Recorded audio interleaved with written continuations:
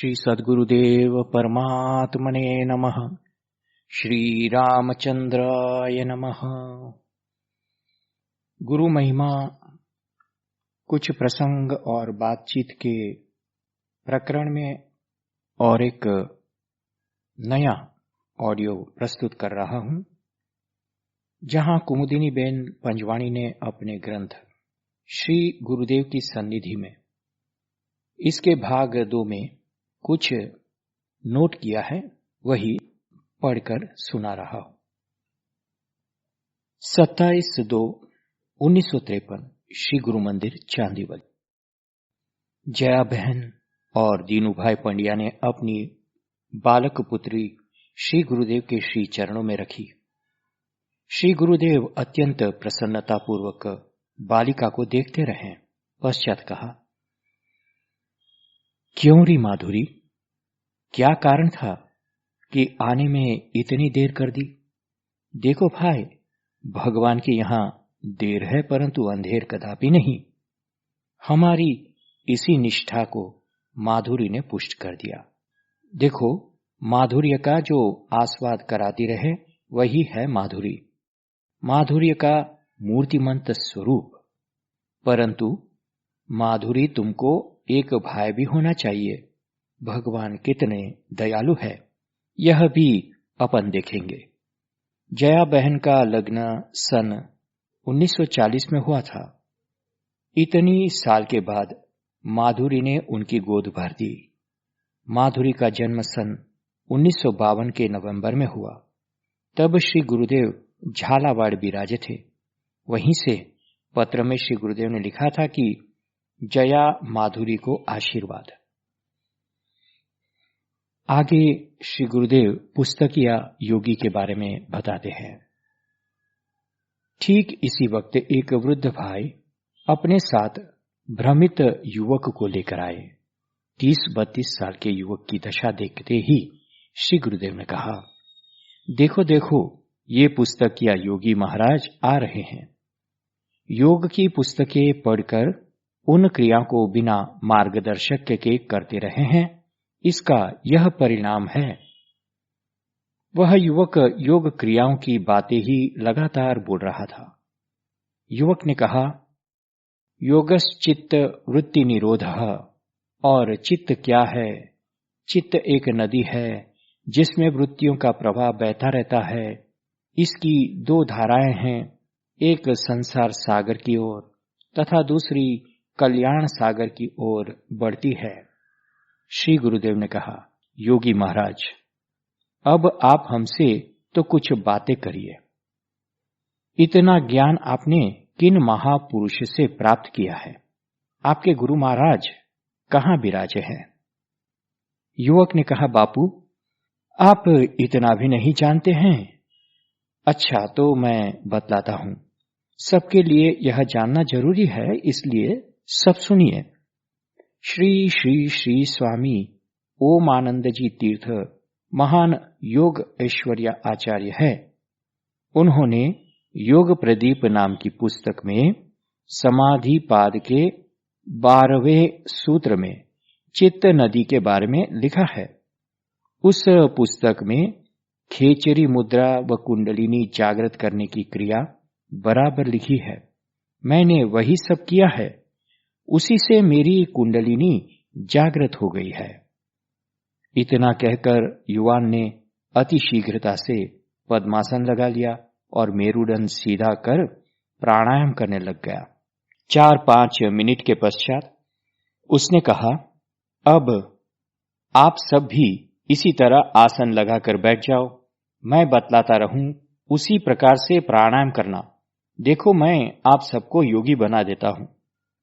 श्री गुरुदेव ने कहा, वाह भाई वाह, तब तो फिर योगियों की जमातें जुट जाएंगी, फिर संसार रहेगा ही कहां, सब कोई योगी ही हो जाएगा। हो सो तो ठीक है, परंतु आप मुझे एक बात बतलाइए कि आपने और कौन कौन पुस्तकें पढ़ी है? योग प्रदीप में भी और क्या क्या पढ़ा है? आपको अगर याद हो तो हमें थोड़ा सुनाइए। वाह, हमें क्यों नहीं रहेगा याद, हम तो योगी है। श्री स्वामी जी महाराज ने आदेश दिया है कि जन्म मरण से छूटना होवे तो योग करो, ज्ञान सुनना हो तो वेदांत ग्रंथों को पढ़ो और सुनो, मनन करना हो तो न्याय और वैशेषिक पढ़िए, निधि ध्यासन तो बस सांख्य और योग का करो, सब योगी बनो। कहते कहते युवक खूब जोर से चिल्लाने लगा। आवेश में आकर पास बैठे हुए भाई को पीटने को उद्यत हो गया। तभी उस वृद्ध भाई ने जल्दी से युवक को पकड़ लिया और कहा, बापू, यह मेरा पुत्र है, 2 साल से ऐसी दशा है। इतना होशियार और गुणवान था, परंतु अब तो बस यही हालत है। क्या हो गया है, कुछ समझ में नहीं आ रहा है। डॉक्टरों को भी निश्चय नहीं होता है। युवक अभी चिल्लाता था, अपने पिता को पीटने की चेष्टा कर रहा था। उसके पिताजी उसे बाहर ले जाने लगे। तब श्री गुरुदेव ने कहा, ना ना ना, बाहर नहीं ले जाने का, उनको यहीं बैठने रहने दीजिए, कुछ भी कर नहीं पाएगा, आप चिंता न करें। हमारी सबकी ओर देखकर गुरुदेव ने कहा, आप सब भी नूतन योगिनियां हैं, देख लो योगी की दशा। जयराम भाई की याद आती है। स्पष्ट कहा था कि जयराम भाई, आपको साधन में घटा बढ़ी कुछ करने का नहीं है। यदि ऐसा कुछ भी करोगे तो भारी मुसीबत खड़ी हो जाएगी। परंतु जयराम भाई ने भी योग क्रियाएं अनाप शनाप कर ही डाली। अभी तक उनको संभालना पड़ रहा है। हठ की क्रियाओं से राजयोग साध्य होता है, परंतु तृतीय श्रेणी के अधिकारियों को हठ का अवलंबन लेना ही पड़ता है। आपको सबको भी योगी होने की धुन चढ़ी है ना। योग कुएं की भांग हो गया है। पोथी माही देखी करी, जो को साधे योग, तन छीजय सीधी ना भवे, देही आवे रोग। देखी देखी गुरु सो करे, लय आज्ञा रहु संग, सिद्ध होई साधन सभी, कबहु न आवे भंग। योग तपस्या में बड़ा, पहुंचावे हरि पास, जन्म मरण विपदा मिटे, रहे न कोई आस। हमेशा स्मरण रखना कि किसी भी योगी क्रिया को बिना मेरे से समझे और बिना मेरी आज्ञा के कभी नहीं करना। यह पक्का ध्यान में रखना, वरना यह प्रत्यक्ष में देख रहे हो ना, देखो परिणाम बहुत ही विपरीत निकलता है। योग क्रिया तो अग्नि के साथ खेलना है। थोड़ी सी गफलती से भी सब चौपट हो जाने में कुछ देर नहीं लगती है। श्री गुरुदेव ने उस युवक को बिल्कुल अपने पास सामने बैठने को आदेश दिया। युवक आवेश में इतना चिल्लाता था, फिर भी आदेश अनुसार सामने बैठ गया। श्री गुरुदेव ने कहा, बस बस, अब बिल्कुल मौन हो जाओ, पद्मासन लगाकर ठीक मेरे सामने बैठो, आंखें बिल्कुल बंद रखो, दीर्घ श्वास लो। युवक का आवेश तत्काल शांत हो गया। जैसा कहा था वैसा ही करता रहा। श्री गुरुदेव स्वयं आसनस्थ विराजे, त्राटक के साथ दीर्घ श्वास लेकर उस युवक के ब्रह्मरंध्र के भाग को निहारते रहे। 7 मिनट तक ऐसे ही विराजे। पश्चात युवक के पूरे मस्तक पर अपने श्री कमलों को 2 मिनट तक फेराया। पश्चात उनके पिताजी को श्री गुरुदेव ने कहा, अब ये निश्चित अच्छे हो जाएंगे। इस वक्त जैसा शांत है वैसे ही शांत रहेंगे। चित्त ब्रह्म दशा की कोई बात भी उनको कहनी नहीं है। दूसरी बात यह कि अब फिर मेरे पास भी लाना नहीं, दूसरे कोई साधु संत या योगी महात्मा के पास भी ले नहीं जाना। किसी साधु संत के पास न जाए, इसका ध्यान रखना। इनका जीवन पलटा देना। योग की किताबें घर में हो उतनी सब दूर कर देना। देखो, ये योग भ्रष्ट आत्मा है, अब 3 साल के भीतर ही यह शरीर छोड़ जाएगा। तब तक इतने ही शांत, स्वस्थ और गंभीर रहेगा। खूब सद्भाव व दुलार प्यार से इसको संभालना। बन पावे इतनी सुविधा में रखना। शाम को मौका मिलने पर मैंने श्री गुरुदेव से प्रश्न किया कि आपने उस युवक भाई के ऊपर क्या किया था। श्री गुरुदेव ने कहा, कुछ भी तो नहीं किया था। उसको बिठाया और मैं भी बैठा, फिर प्राणवायु को थोड़ा सा खींचकर ठीक मार्ग पर चढ़ा दिया, बस, और तो कुछ नहीं किया है। और तो मैं कर भी क्या सकता हूं। देखो, योगासन व कुछ क्रियाएं शरीर व मन को सुस्वस्थ रखने के लिए उत्तम उपयुक्त इलाज है, परंतु उनके द्वारा समाधि व ध्यान के आनंद की अनुभूति के लिए तो साथ साथ ही जीवन के समस्त व्यवहारों में सम्यक परिवर्तन यानी शुद्धि अत्यंत अनिवार्य है। योग को ठीक से साध्य न किए हुए बहुत से अनभिज्ञ लोग योग के नाम पर ऐसी तैसी बहुत बातों का प्रचार कर रहे हैं। इससे योग के वास्तविक स्वरूप के बारे में बहुत गलत फहमी बढ़ेगी। आगे पुष्ट 444 पर भगवान शेठ जी के शीर्षक के अंतर्गत 1 मार्च 1953 को श्री गुरुदेव के साथ मैं, बची बहन, नानी बहन और कृष्णा बहन बंबई से ट्रेन द्वारा चित्रकूट जा रही थी। हमेशा की तरह 2 बर्थ वाले डिब्बे में श्री गुरुदेव का और पास के 4 बर्थ वाले डिब्बे में हमारा रिजर्वेशन हुआ था और अपरिचित मारवाड़ी भाई श्री गुरुदेव के सप्रवासी थे। बड़े स्टेशनों पर हमारे में से कोई न कोई गुरुदेव के पास पहुंच जाती थी और 2-3 स्टेशन के बाद वापस हमारे डिब्बे में चली आती थी। दरमियान जिस प्रेम और वात्सल्य का दर्शन व अपरिचित भाई को हो जाता था, उससे उनको खूब प्रसन्नता होती थी।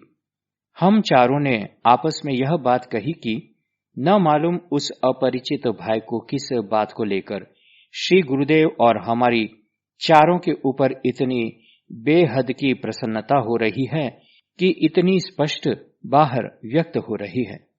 देखो ना, कितने प्यार से डिब्बे में हमारा स्वागत करते हैं, फिर आते समय यहाँ डिब्बे में बराबर पहुंचा भी जाते हैं।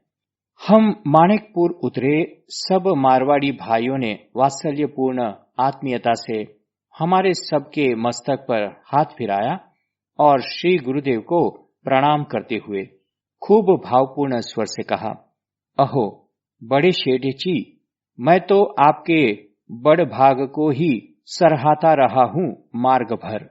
आप तो बड़े ही भागवान शेठ जी है, जो भगवान ने आपको सुंदर, सुशील और चतुर ऐसी एक नहीं अपितु 4 पुत्रियां दी है।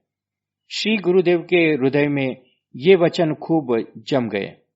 कई बार हमको कह देते रहे कि तुम लोग तो भागवान बड़े शेठ जी की पुत्रियां हो। श्री गुरुदेव ने कहा, मारवाड़ी शेठ जी को 2 पुत्र तो है, परंतु एक भी पुत्री नहीं होने के कारण तुम चारों को देखकर उन्हें बड़ी प्रसन्नता होती थी, कारण कि उनको पुत्री की खूब चाह थी, परंतु भगवान ने उनकी इच्छा पूर्ति नहीं की है। उन्होंने मेरे से बार बार कहा कि इन पुत्रियों को देखता हूं तो खूब संतोष और आनंद होता है। उनका अमृत वात्सल्य तुम चारों को देखकर इसलिए उमड़ आता था। आखिर में उन्होंने प्रेमपूर्ण हृदय से मेरे बड़े भाग्य की सराहना कर ही दी, तभी उनको एक प्रकार की तुष्टि हुई। उनका वात्सल्य देखकर मैं तो कह भी नहीं पाया कि मैं तो बाबा जी हूं, आप जैसा शेठ जी नहीं हूं। तारीख 21/3/1953 को सुबह विशाल भक्त समूह और संत महात्मा वृंद जल यात्रा में सम्मिलित हुआ। हम सबने केसरी रंग की साड़ियां पहनी थी। सभी भाइयों ने केसरी रंग के टोपी व साफा पहने थे। इस प्रकार के यूनिफॉर्म को लेकर जल यात्रा का सरघस अत्यंत सुंदर व मनहरण लगता था। 23 मार्च 53 को राम मंदिर में श्री विग्रह को सुंदर सजी हुई पालकी में विराजित करके गौ घाट होते हुए श्री विग्रह के साथ विहार यात्रा निकली। उसमें भी संत महात्माओं के तथा भक्त समूह की विशाल मेदनी शामिल थी। सीताराम सीताराम सीताराम जय सीताराम की मुद मंगल धुनी के साथ श्री मानस चौपाइयों की गूंज इस प्रकार हो रही है, मानो साक्षात श्री राम जी सिय अनुज समेत आज ही चित्रकूट पधारे। राम लखन सिय कथा सुहाई, रही सकल मग कानन छाई। धन्य भूमि बन पंथ पहारा, जहाँ जहाँ नाथ पाँव तुम धारा। सब सर सिंधु नदी नद नाना, मंदाकिनी कर करहि बखाना। चित्रकूट रघुनंदन छाये, समाचार सुनि सुनि मुनि आए। सिय सौमित्री राम छवि देखहि, साधन सकल सफल कलि लेखहि। राम ही केवल प्रेम पियारा, जानि लेहु जो जाननि हारा। जब ते आय रहे रघुनायक, तब ते भाबन मंगलदायक। अजहू जासु उर सपने हु काऊ, बसहि राम सिय लखन बटाऊ। पश्चात श्री विग्रह को नूतन मंदिर में सुंदर सिंहासन पर श्री गुरुदेव ने श्री वरद हस्तों से प्रतिष्ठित किए। राघवेंद्र सरकार के जय घोष से वातावरण दिव्य आंदोलनों से आपूर और आनंदित हो गया। 21 मार्च 53 से 23 मार्च 53 तक श्री गणपति पूजन व स्थापन, पंचगव्य कर्ण, वास्तु स्थापन इत्यादि शास्त्रोक्त विधि संपन्न हुई थी। 23 मार्च 53 की रात्रि को श्री गुरुदेव ने हजारों भक्तजनों के साथ श्री कामदगिरी की परिक्रमा की। परिक्रमा में श्री गुरुदेव के माध्यम से प्रकटित श्री हनुमंत लालाजी महाराज का शास्त्रोक्त विधि के अनुसार भीमजी बापा ने पूजन किया। श्री हनुमान चालीसा और श्री हनुमान बाहुक के सामूहिक पाठ हुए। श्री हनुमान बाहुक के एक छप्पे के ऊपर एक श्रीफल का चढ़ावा श्री गुरुदेव ने स्वयं श्री वरद हस्तों से अर्पण किया। एक छप्पे पूर्ण होने के साथ ही साथ उसी वक्त श्री गुरुदेव कभी तो श्रीफल को पत्थर पर पटक कर चढ़ाते थे और कभी तो श्री वरद हस्तों में 2 श्रीफल धारण कर दोनों को एक दूसरे के साथ पटकते थे। तब दोनों में से एक ही श्रीफल फूटता था। श्री गुरुदेव कई बार इंगत से समझा देते थे कि अब की बार दाएं या बाएं हाथ में धरा हुआ श्रीफल ही चढ़ेगा, और ठीक वैसा ही होता रहा। बातों बातों में श्री गुरुदेव ने कहा, कामदगिरी श्री कामदनाथ है, सर्व कामनाओं को सफल कर देते हैं। श्री कामदनाथ की पूजा तथा प्रदक्षिणा की परंपरा पुरा पर्व से चली आ रही है। कामदा सर्व जंतु नाम कामधेनोः पतिस्तथा, तेनार्थम चित्रकूटो असौ कामदनाथ संज्ञकः। सर्व प्राणियों की कामनाओं को परिपूर्ण कर देने वाले तथा श्री कामधेनु के पतिदेव है, इसलिए श्री चित्रकूट के इस गिरिराज का श्री कामदनाथ जी नाम है। चलहु सफल सब कर श्रेम करहूं, राम देहु गौरव गिरिवरहु। श्री विग्रह के नूतन मंदिर प्रवेश महोत्सव के बारे में बांदा के केसरी सूरी साप्ताहिक ने लिखा है, श्री चित्रकूट धाम में परमहंस महात्मा श्री रणछोड़ दास जी महाराज जी विराजते हैं। आप समर्थ हैं और सर्वजनों की सेवा करते हैं। आपकी प्रेरणा व आज्ञा से 2 साल पहले प्रमोद वन चित्रकूट में निःशुल्क नेत्र यज्ञ का आयोजन हुआ था, जिसके द्वारा हजारों रोगियों को लाभ पहुंचा है। इस समय ऐसा ही अनुपम शुभ कार्य संपन्न हो रहा है।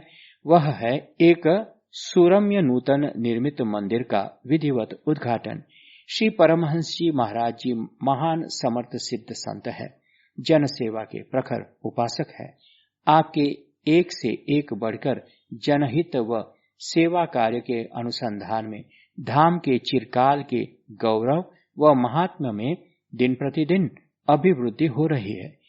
इस मंगलपूर्ण समारोह के पर्व पर हमारी आकांक्षा व पूर्ण श्रद्धा व्यक्त करते हैं कि अब निकट भविष्य में ही आपके द्वारा संस्कृत पाठशाला, सुंदर छात्रालय और साधन संपन्न औषधालय के शुभ निर्माण का आयोजन होगा ही। ये जो आकांक्षाएं व्यक्त की गई थी, वे सभी आज मूर्तिमंत स्वरूप में कुंड पर स्थित है। 9 दिन के इस उत्सव में प्रतिदिन शाम को 4 बजे से सुयोग्य महात्मा विद्वानों के प्रवचन उपदेश होते थे। एक दिन एक वृद्ध महात्मा जी के प्रवचन का कार्यक्रम था। महात्मा जी का नाम मैं जानती नहीं थी और किसी परिचित संत से पूछकर जानने का उद्यम भी नहीं किया था, इसलिए नाम नहीं दे पाती हूँ। इसके लिए पूजनीय महात्मा जी तथा सुज्ञ पाठक गणों से मैं क्षमा याचती हूँ। महात्मा जी श्री गुरुदेव के परम स्नेही व परिचित मालूम पड़ते थे। श्री गुरुदेव के निकट में एक ही तख्त पर विराजते थे। आज श्री गुरुदेव ने भोजन प्रसाद भी उन्हीं के साथ हमारी गुफा पर पाया था। उन्होंने बिल्कुल निश्चयात्मक तौर से कहा, परमहंस जी बाबा, मैं तो तभी प्रवचन करूंगा जब आप मेरे निकट में पूरे समय तक विराजेंगे और सुनेंगे। श्री गुरुदेव ने फौरन दोनों हाथ जोड़कर हंसते हुए कहा, नहीं नहीं बाबा, आप ऐसा निश्चय नहीं रखिएगा। परंतु महात्मा जी ने कहा, मेरा निश्चय तो हो ही चुका है, अब जो कुछ करने का है सो तो आप ही करना शेष है। पहले जब आप यहां से प्रवचन मंडप में पधारेंगे तभी पीछे पीछे हम चले आएंगे। अब श्री गुरुदेव ने भी अपना निश्चय कहा, तो मैं तो तभी मंडप में आपके निकट बैठूंगा जब आप मुझे प्रिय है वे ही चौपाई और सोरठों के भाव सुनाने की हाँ कहेंगे। महात्मा जी ने कहा, आपकी बात खूब मंजूर है सरकार। श्री गुरुदेव ने कहा, अच्छी बात है, आज बड़ा आनंद आएगा। चौपाई और सोरठा कह देता हूं और समय हो गया है तो अपने भी मंडप में पहुंच जावे। मांगो भीख त्यागी निज धर्मु, आरत काह न करही कुकर्मु। भरत चरित करि नेम, तुलसी जे सादर सुनहि। सिया राम पद प्रेम, अवसी होय भवरस विरति। श्री गुरुदेव ने प्रवचन पूरा सुना। पश्चात हमारे निवास पर प्रसाद पाने को पधारे तब कहा, कोई भी संत रामायणी जी से इन्हीं दो पर सुनने से उनकी रसानुभूति कितनी किस दर्जे की है यह कसौटी हो जाती है। इन्हीं महात्मा जी से पहले भी मैंने कई बार श्री मानस जी सुनी है और ये ही चौपाई सोरठा भी सुने थे। इनसे सुनने पर बड़ा आनंद होता है, बड़े मर्मज्ञ और रसज्ञ हैं। मैं चाहता था कि तुम सब आज सुनो, परंतु मैंने तुम्हारे यहाँ भी जो संत रसोड़ा खोल दिया है उसको सोचकर तुमको बैठने का नहीं कहा। संत सेवा तो संत सेवा ही है, सुनने से बढ़कर है।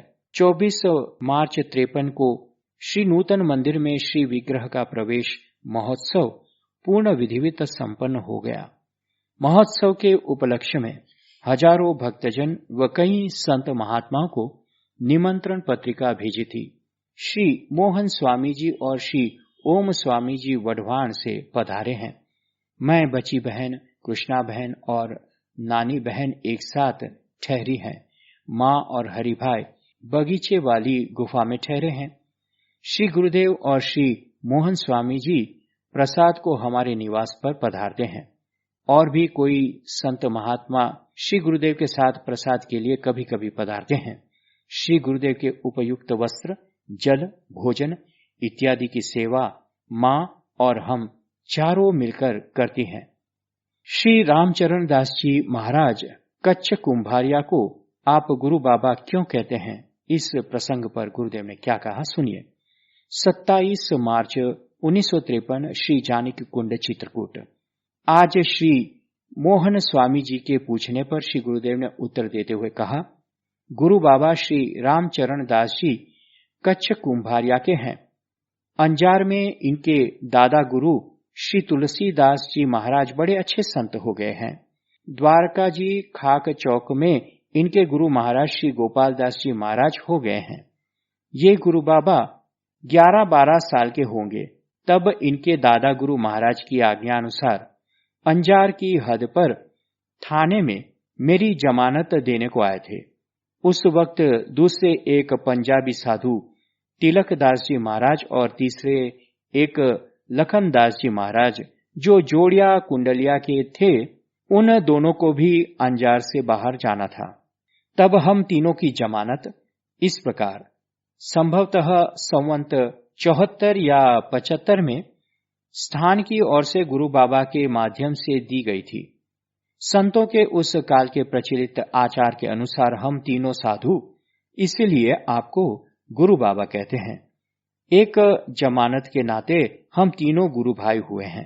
इसी नाते को लेकर गुरु बाबा को और तिलक दास जी तथा लखमन दास जी को यहाँ पधारने का निमंत्रण दिया है और वे पधारे भी हैं।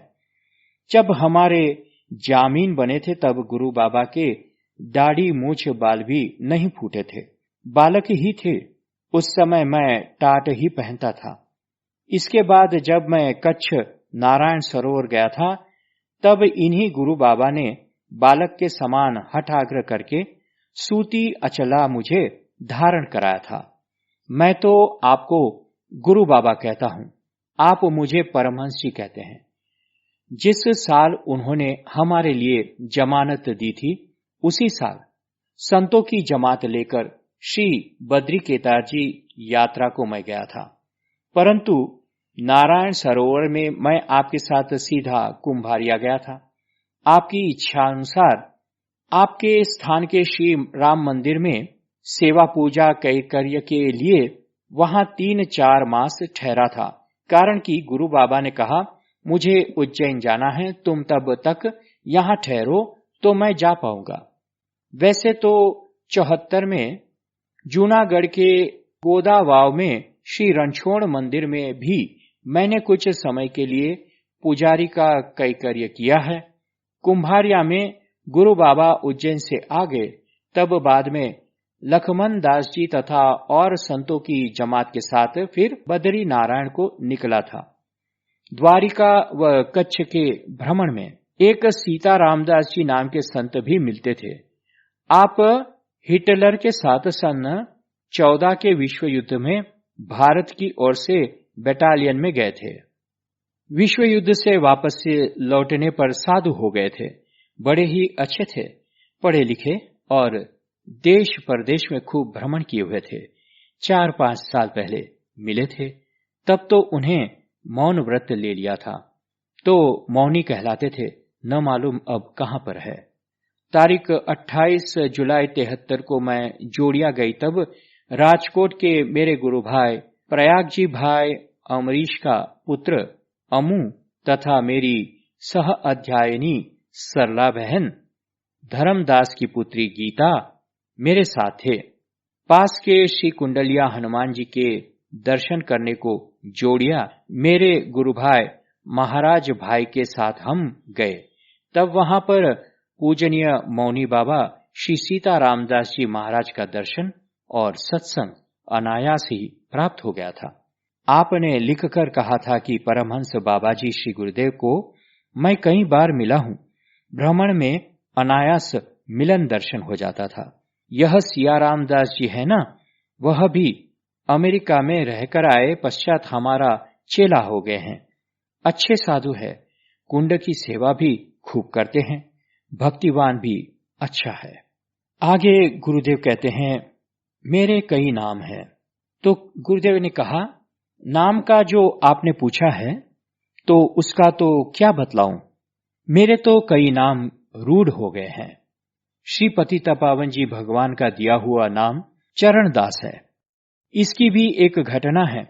अभी का नाम तो सौराष्ट्र गुजरात के संपर्क में आया हूं तभी से है। तब मैं पुनः अनुसुया जी पहुंच गया था। चित्रकूट में पहले टाटम्बरी परमहंस बाबा के नाम से सब जानते थे। मध्य प्रदेश में कोई समूह धनाधन बाबा तथा कोई समूह बड़े बाबा जी के नाम से जानता है। बंगाल में बाबा जी के नाम से जानते थे। बनारस वाले मुझे खीचड़िया बाबा कहते थे। रतनगढ़ वाले अनुसुया जी के पंडित जी के नाम से जानते थे। सौराष्ट्र में भी पहले अनुसुया जी के बाबा जी फलहारी बाबा तथा टाटम्बरी बाबा महाराज के नाम से लोग बुलाते थे। अखा भगत मुझे धुरंधर स्वामी ही कहते थे। भाव की विलक्षणता रहती थी। मारवाड़ में मेड़ता, जोधपुर आदि के लोगों में भी अनुसुया वाले पंडित जी नाम प्रचलित है। कच्छ में नलिया, कोठारा, माताजी नेत्रा इत्यादि गांवों के लोग बंगाली बाबा जी के नाम से जानते थे। गंगा किनारे रामघाट, सौराजपुर आदि स्थानों में चित्रकूटी बाबा के नाम से जानते थे। अब भी कोई कृपानाथ कहता है, कोई राम कहता है, तो कोई भगवान भी कहता है। अपने अपने भाव और अपने अपने नाम रख देते हैं। जो नाम रख देते हैं उसे मैं भी रख लेता हूं। हाँ भाई, मेरा वही नाम है। श्री मोहन स्वामी जी बोले, जमानत क्यों, यह मैं समझा नहीं हूं। श्री गुरुदेव ने कहा, उस काल के छोटी छोटी रियासतों के ऐसे ही कुछ कानून थे। एक की शरत से आने जाने पर साधु संतों के अखाड़ा व स्थान इत्यादि पूछा जाता था। जहां पर आसन लगाया हो उस स्थान की जमानत भी कोई कोई स्टेट के अधिकारी मांगते थे। कच्छ व पश्चिम गुजरात में ऐसी प्रथा विशेष प्रचलित थी और कहीं पर इतनी प्रचलित नहीं थी। श्री गुरुदेव, श्री मोहन स्वामी जी और श्री ओम स्वामी जी का फोटो दिनांक 20/5/53 की नोंद के साथ दिया गया है। आगे और एक प्रसंग बताते हैं। 459वें पृष्ठ पर देहात की माताओं का प्यार। 28 मार्च 1953 श्री जानकी कुंड, चित्रकूट। श्री गुरुदेव की चारों ओर आज तो देहाती गुरु भाइयों की बड़ी भीड़ जम गई है। सब शिकायत कर रहे हैं कि हमारा गुरु बाबा ने बहुत दिन के बाद दर्शन दिया है। बहनों ने व माताओं ने कहा, सभी मर्द लोग अब उठ जावे, तभी हम गुरु बाबा से हमारी बातें कर पाएंगी। आज कई दिनों के बाद बैठने का मौका हमें मिला है। आज बात किए बिना हम कोई उठेंगे नहीं। श्री गुरुदेव ने हंसकर सभी भाइयों को कहा, आप लोग सब उठ जावे। प्रारंभ करते वक्त माताओं को लज्जा महसूस होना स्वाभाविक है। एक बार प्रारंभ कर देने दो, फिर बातें रुकेगी नहीं और फिर तुम लोगों की हाजिरी होने पर भी हमारी बातचीत चलती रहेगी। तो केवल 10 मिनट के लिए उठ जाएं, फिर 1-1, 2-2, 5-5 आकर बैठ जाना। सुनकर मुझे हंसी आ गई। तत्काल गुरुदेव ने कहा, नाना कुमुद, मैं माताओं का द्रोह या विश्वासघात नहीं कर रहा हूं, न रमुच कर रहा हूं। इनकी भीतरी इच्छा ऐसी ही होती है। मैं इनको कई साल से इसी तरह मिलता रहा हूं। अब इनकी बातें सुनकर तुम्हें ज्ञात हो जाएगा कि विश्व के किस कोने में हम बैठे हैं। फिर तुम्हारे और इनके जीवन की तुलनात्मक दृष्टि और भावना को उदय करना तथा कुछ सोचना समझना। इतने में तो 25-30 माताएं जो थोड़ी दूर बैठी थी, वे अपने स्थान से उठकर श्री गुरुदेव को बिल्कुल घेर कर बैठ गई। फिर सभी ने एक साथ अपनी बात कहना शुरू कर दिया। एक कहती रही, बड़े महाराज जी, गंगा गाय को बछड़ी आई है, 2 मास की हो गई है। अब आपको भी फुर्सत मिल गई है तो अब दूध पीना पड़ेगा। कल से गंगा का दूध तुम्हारा बेटा दे जाएगा। दूसरी माता कहती थी, हमारे खेत में गेहूं की फसल अब की बार बहुत अच्छी हुई है। साधुन के लिए 15 बोरे कोठार जी महाराज को दे दिए हैं। तुम्हारे लिए अपने हाथ से पीसकर 5 पशेरी आटा ले आई हूं, सो तुम्हें पाना ही पड़ेगा। इसी तरह कई बातें सुनने में आई। बड़े महाराज जी, हमारी दुल्हन बहुत बीमार है, पानी दे दो तो अच्छा ही हो जाए। महाराज जी, बिटिया को सब सुख है, बस एक ही खोट है, सो आप जानते ही हैं, आशीर्वाद दे दीजिए तो उसे एक लड़का हो जाए। गुरु बाबा, बिटिया को प्रेत लग गया है, 6 मास हो गए, परेशान हो रही है। मंत्र वाला पानी दे दो तो अच्छी हो जाए। आप कहे तो गांव जाकर उसे यहां आपके सामने ले आऊं, फिर आप उसको झाड़ देवे। महाराज जी, मैं खास बात कह रही हूं, सुनो। राम कुमार है ना, उसकी भाभी में माताजी पधारी थी। माताजी कह गई है कि अब के बारिश के दिनों में गांव भर में बड़ा उपद्रव होगा। मुझे नैवेद्य नहीं चढ़ा है ना, इस अपराध से। श्री गुरुदेव सभी के उत्तर देते, हाँ मां, दूध भेज देना, मैं रख लूंगा। तुम आटा बची बहन को यहां पहुंचा देना, तो बची बहन उसकी रोटी बनाकर मुझे रोज पवाएगी। पानी के लिए बोतल रख देना, जिसको भी चाहिए अभी मैं दूंगा, फिर समय नहीं मिलेगा। बिटिया को ठीक हो जाएगा, यहां लाने की जरूरत नहीं है। पानी से दुल्हन अच्छी हो जाएगी। हाँ, तुम्हारी बिटिया को लड़का होगा। लो यह श्रीफल बिटिया को दे देना। उसको कहना कि इसको रोज कुमकुम और अक्षत चढ़ावे। यहां आप लोग गुरुदेव की सरलता देखिए, समझिए कि किस प्रकार हम लोग भजते हैं और किस प्रकार गांव के लोग भजते हैं। वे लोग भी इतने ही निखालस थे, हम तो बड़ा आडंबर करते रहते हैं। ओम श्री सद्गुरुदेव नमः। श्री रामचंद्राय नमः।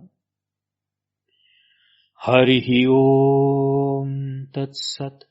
हरि ओम तत्सत्। हरि ओम तत्सत्। ओम शांति शांति शांति।